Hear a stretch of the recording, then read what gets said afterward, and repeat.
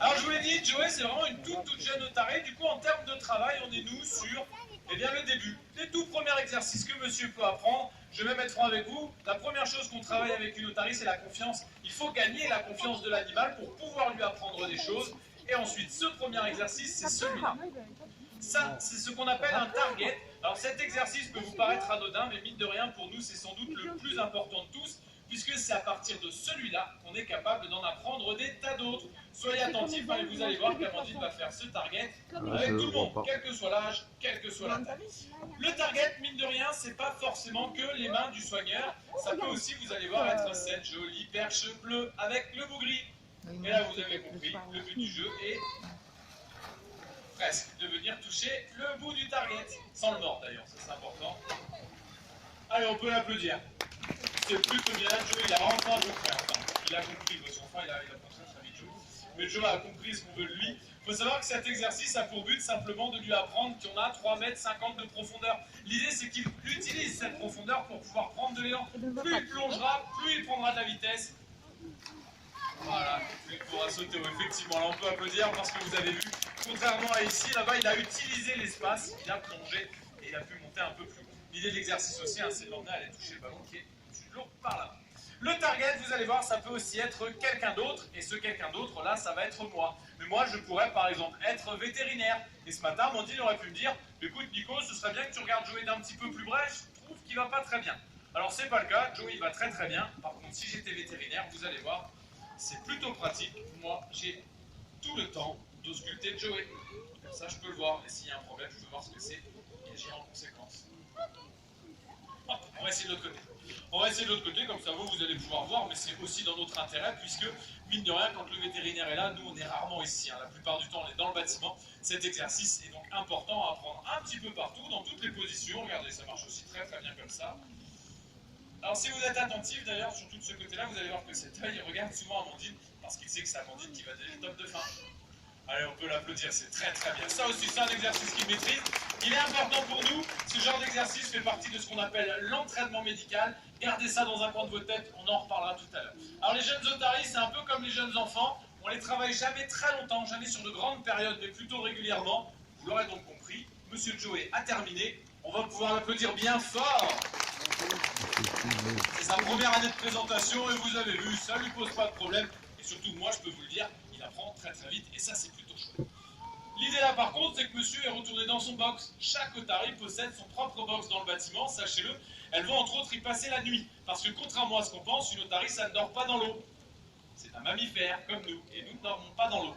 On va rajouter à ça que tous ces prédateurs vivent dans l'eau. Du coup, déjà, il ne peut pas parce qu'il ne respire pas dans l'eau, mais en plus, il risque de se faire manger. Du coup, l'otarie dort toujours sur la terre ferme. Et nous, on les fait dormir dans le bâtiment. Et vous allez voir, on attend cette fois-ci une deuxième otarie, un tout petit peu plus vieille, puisqu'elle a fêté cette année ses 6 ans. Elle est chez nous. Ah oui, non, on va le faire autrement. Une otarie beaucoup plus vieille, regardez, voici Flora, qu'on peut applaudir bien fort. On va commencer par Flora, on vous présentera Mona après. Flora, elle est beaucoup plus vieille. Là, on va faire le grand écart, puisqu'on va passer de Joey qui a eu 2 ans à Mona qui cette année a fêté ses 18 ans. 18 ans, c'est pas si vieux que ça pour une femelle otarie, puisqu'elles vivent en moyenne 25 ans en captivité. Vous voyez, c'est même pas une vieille dame qu'on vous présente. Ça reste une otarie qui connaît son travail sur le bout des pattes. On va en profiter, on va border le fameux medical training. J'en ai parlé un petit peu. Regardez, tout ça, c'est du medical training. On peut ouvrir la bouche de l'otarie, on peut lui toucher les dents. On peut regarder ses oreilles, on peut regarder ses yeux. On va même aller un petit peu plus loin, on va profiter. Voilà, quelques gouttes dans les yeux. Il a fait beau en ce moment, elle a un petit peu mal aux yeux. Hop, quelques gouttes dans les yeux. Ça, c'est du medical training. L'idée, eh bien, c'est de pouvoir faire des soins aux otaries sans avoir à les attraper, sans avoir à les immobiliser ou à les endormir. Et ça permet surtout de faire des soins sans stress. Là, vous avez vu, Flora, elle s'en est même pas rendu compte, mais en vrai, on a fait des soins puisqu'on lui a mis des gouttes dans les yeux. C'est un vrai soin qu'on a fait, un vrai soin vétérinaire. Mais vous avez vu, c'est tellement une habitude pour elle, c'est tellement des exercices qu'elle travaille que ça en devient sans stress et très bien fait. On ne le fait pas que avec les otaries, le medical training. On le fait avec des tas d'autres animaux. Je pense à Thiago, notre maltapire, avec qui ça marche très bien. Voire même les petits tamarins et les On fait du medical training. C'est pas parce que les animaux sont tout petits qu'on n'a pas le droit.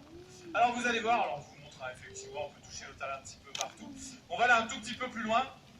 Cette année, nous, on a décidé à Flora, à lui apprendre à passer une échographie. Elle l'a jamais fait, donc on s'est dit que c'était le moment. Pour ça, première étape, premier exercice, il va falloir qu'elle nous montre, attention, son ventre. Parfait.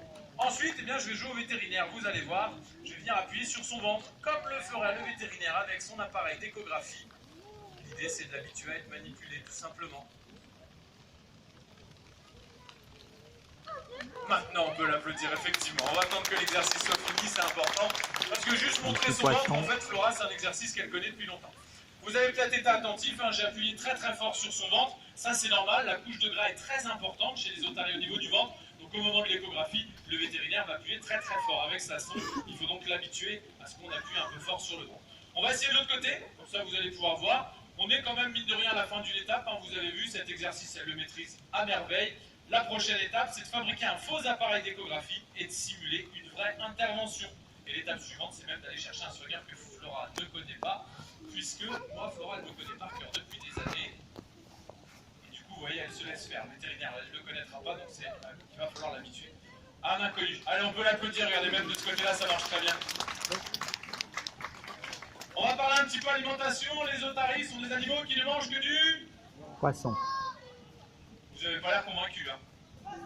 On va la refaire. Les otaries sont des animaux qui ne mangent que du... C'est mieux quand même. Alors du coup, nous, on leur donne que du poisson. Hein. Vous vous doutez bien, on a deux types de poissons. D'ailleurs, du petit poisson qui est du caplan. Pas du poisson volant, vous allez voir, même s'il vole très très bien. Et on a aussi du gros poisson qui est du hareng. Quel est l'intérêt? Eh bien, il y en a un qui est gras et l'autre qui est maigre. Le petit est maigre, celui-là est gras. Ça nous permet par exemple de récompenser différemment une otarie. Si elle travaille bien, on va rajouter du hareng par exemple. Ça nous permet aussi en hiver de donner un petit peu plus de hareng pour qu'elles aient un petit peu de gras. En hiver, on fonctionne de la même manière. Elles sont dehors toute la journée, on les travaille plusieurs fois. Du coup, c'est important qu'elles aient un petit peu de gras pour affronter les températures. Et à l'inverse, en ce moment, on a plutôt tendance à donner du caplan parce qu'il fait chaud. Alors, je vous l'ai dit tout à l'heure, le medical training sert à ne pas avoir à immobiliser les otaries. Et bien des fois on n'a pas le choix. Je pense à une prise de sang, ça peut être douloureux, ça peut piquer. Donc là c'est important de pouvoir bloquer les otaries. Pour ça on a un super outil, c'est ça. C'est ce qu'on appelle une squeeze cage. L'idée c'est que les parties métalliques supérieures sont deux parties métalliques qui descendent. On met un soigneur de chaque côté, on descend les grilles. Et ça nous permet comme ça de bloquer Flora. Le fait que ce soit des grilles, Amandine est en train, entre guillemets, de vous montrer pourquoi. Ça permet de passer les bras un petit peu partout. Et je vais quand même vous dire pourquoi c'est important de bloquer une otarie. Mine de rien, la morsure, la puissance dans la mâchoire d'une femelle otarie est 4 à 5 fois supérieure à celle d'un berger allemand. Ça mord très très fort une otarie. Donc il vaut mieux mettre le vétérinaire et les soigneurs en protection lorsqu'on fait un examen un petit peu douloureux. Alors là vous voyez, Flora elle a l'habitude, c'est un exercice qu'on fait régulièrement. L'Amandine est toute seule, mais dès qu'on est plusieurs, on va descendre ses grilles justement pour que Flora elle soit habituée. C'est un travail quotidien qui nous permet par la suite de faire des soins même un petit peu poussés. Vous avez vu avec l'échographie, vous avez vu là avec la fameuse squeeze cage. C'est un mot un peu barbare, hein, je vous l'accorde, rappelez-vous juste à quoi ça sert, ce sera déjà bien suffisant. Allez, c'en est assez pour mademoiselle Flora qui a très très bien travaillé. On peut l'applaudir bien fort, notre amie Flora.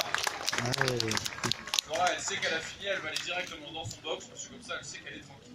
Et donc je l'avais un petit peu annoncé tout à l'heure, mais on a un petit peu changé l'ordre au dernier moment. Effectivement, on va vous présenter maintenant une otarie un petit peu plus vieille, elle a fêté ses 6 ans cette année. Elle est chez nous depuis qu'elle a 1 an et demi, donc ça fait quelques années. Et en termes de travail, on est un petit peu au-delà de Joey. Vous l'avez compris, Joey, il débute. Mona, elle travaille chez nous depuis quelques années. Effectivement, on peut l'applaudir bien fort, notre amie Mona. Petite différence de taille, hein, vous avez vu, entre Flora et Mona, c'est normal, il y a quand même quelques années d'écart. Pour commencer, vous allez voir, on va vous montrer, on va vous prouver qu'une otarie est très à l'aise sur la terre ferme. C'est vrai qu'on les imagine très bien nager, c'est vrai, mais ça marche très bien une otarie, voire même ça court très bien. On va essayer de vous le prouver. Vous allez voir, on va faire une petite course. Vous êtes prêtes? Allez, 3, 2, 1, c'est parti. Ah ouais, ça court beau, hein. On va jusqu'au bout et sans tricher. Ah, c'est beau. Et on peut les applaudir. Petite course pour Mona aujourd'hui, mais course tout de même. L'idée, hein, je vous l'ai dit, c'est de vous prouver que les otaries sont très à l'aise sur la terre ferme, mais aussi parce que ça nous permet de parler de phoques. On a la chance de voir des phoques dans la région. Vous allez en baie de Somme, par exemple, on voit du phoque gris ou du phoque veau marin. Eh bien, le phoque ne ressemble pas du tout à une otarie, parce que le phoque n'a pas ces grandes pattes que possède l'otarie, qu'on appelle des flippers. Il a toutes petites pattes ramassées sur le bord du corps, il ne peut pas s'appuyer dessus, il ne peut donc pas courir. Le phoque va ramper, lui, hein, il ne va pas courir. Et autre différence, les oreilles. Le phoque a des justement l'otarie a des petites oreilles, là où le phoque a de simples trous. Je vais vous les montrer. Bon, passons aux choses sérieuses. Passons aux choses sérieuses parce qu'on va aborder maintenant l'exercice préféré de Mona. C'est sans doute votre exercice préféré. C'est celui qui consiste à aller toucher le ballon au-dessus de l'eau. Mine de rien, ce ballon, aujourd'hui, se situe à 3,25 m de haut. Il est très très haut. Du coup, on a besoin de vous. On a besoin de vous pour lui donner un petit peu de courage à Mona. Pour ça, c'est très simple. On va faire un décompte tous ensemble en partant de 3. Vous êtes prêts? Allez, on y va. 3, 2, 1. Voilà, regardez le courage que vous lui avez donné. Alors, je vous l'ai dit, il faut lui donner du courage, il ne faut pas l'endormir non plus. Vous êtes nombreux, je pense qu'on peut faire un petit peu plus de bruit que ça. Je vais vous donner un petit secret. Une otarie saute en moyenne à 2,50 m, 3 mètres. Là, on est à 3,25 m. On est au-delà de ce que fait normalement une otarie. On a la chance d'avoir une otarie de compétition. On y va beaucoup plus fort et tous ensemble. 3, 2, 1. Allez, on va voir si c'est suffisant. Super, il y avait même encore de la marge. Alors, je vous ai parlé d'otaries qui dorment sur la terre ferme. Et bien justement, elles vont de cette manière sauter sur les falaises pour être à l'abri. Elles sautent sur les falaises pour se mettre à l'abri et dormir. Depuis tout à l'heure, je parle de target. Target, c'est un mot anglais qui veut dire cible. Ben, regardez, ça tombe bien, des cibles. Ici, j'en ai 3. J'en ai 3, dont une qui, entre guillemets, appartient à Mona. C'est le rond rouge. Et le but pour Mona, vous allez voir, ça va être de vous montrer ce rond rouge. Tout mélangé aux autres. Je vais le mettre de côté cette fois-ci. Voir que Mona ne voit rien, puisque Mona est concentrée sur ce que lui demande Amandine. Et on est bon. La cible est placée. N'oubliez pas le rond rouge.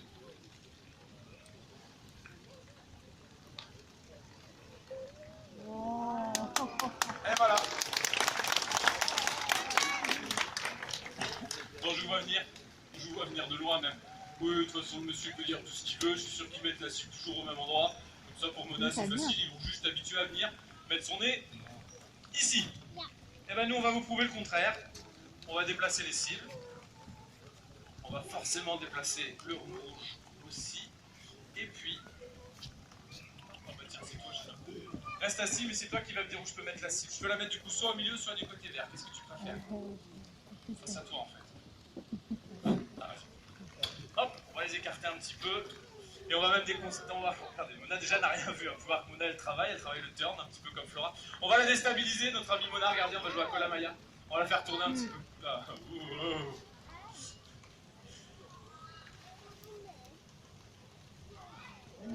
bah, regardez, sans problème encore une fois.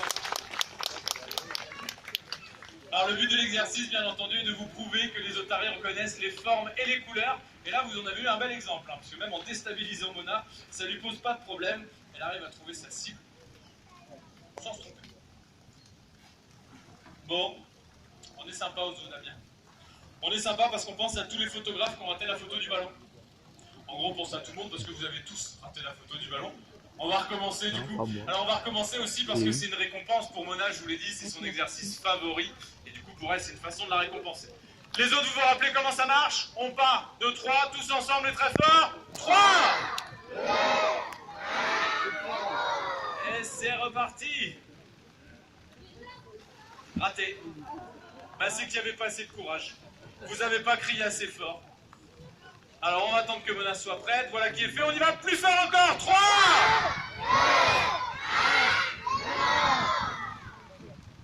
J'espère que c'était ça. Ouais. Voilà, c'était ça, ça manque un peu de courage.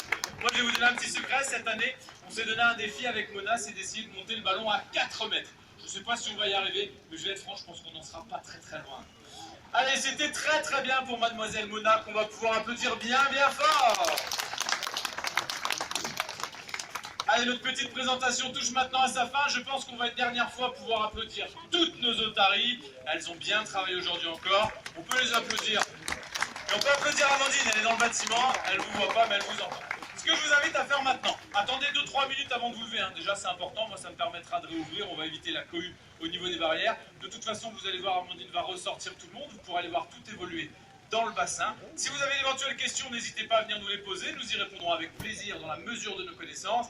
Je vous rappelle qu'à 14h30, vous pourrez assister à un nourrissage au niveau des attelles, au niveau de l'entrée. À 15h, vous avez rendez-vous avec moi à la pointe des Adax, on parlera rumination. À 16h, on recommence aux otaries. Et 17h, nourrissage flamant-rose. En tout cas, nous vous remercie. Et sous ce soleil qui est un petit peu moins chaud va pas trop vite. que le jour précédent, on vous souhaite Attends une bonne 2 fin de minutes. visite, une bonne fin de journée. Merci, au revoir.